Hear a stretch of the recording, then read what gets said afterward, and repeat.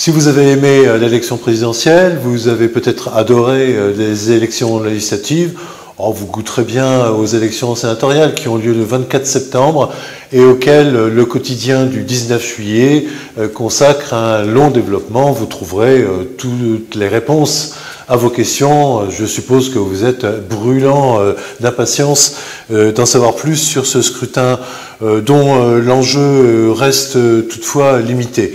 Il faut savoir que sur les 348 sénateurs que compte l'ensemble national, 4 représentent la Réunion.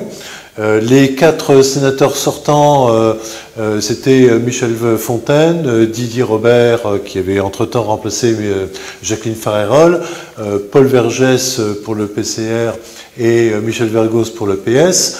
Donc évidemment, Paul Vergès ayant disparu ne peut pas se représenter par la force des choses, Michel Vergos non plus.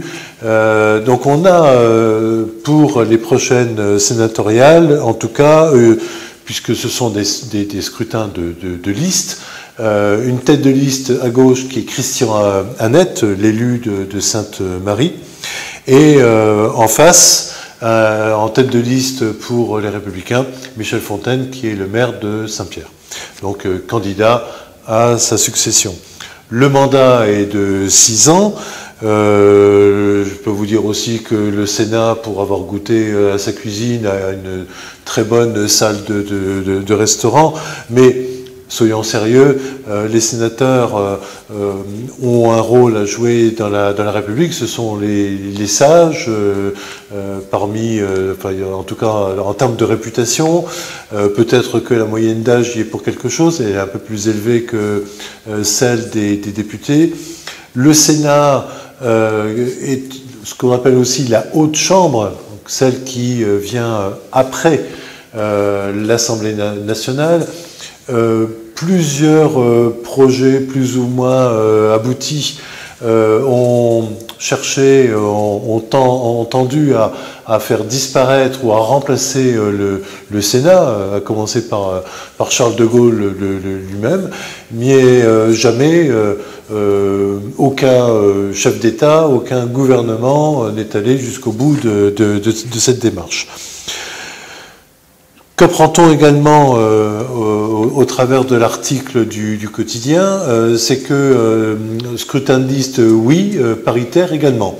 Donc chaque liste est composée de 2 titulaires masculins, 2 titulaires féminins, et que avec ces 4 postes en jeu, les sénateurs sont élus au scrutin de liste à la représentation proportionnelle. Donc on verra le 24 au soir qui, parmi les candidats, siégera au Sénat. Il faut savoir quand même, je parlais de l'âge moyen des sénateurs qui est plutôt élevé, des exceptions assez fameuses, assez brillantes existent. J'ai personnellement connu le sénateur Mélenchon, qui fut dans les années 80 l'un des plus jeunes, sinon le plus jeune sénateur de tous les temps.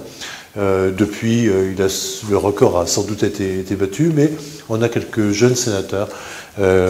Didier Robert n'est pas vieux.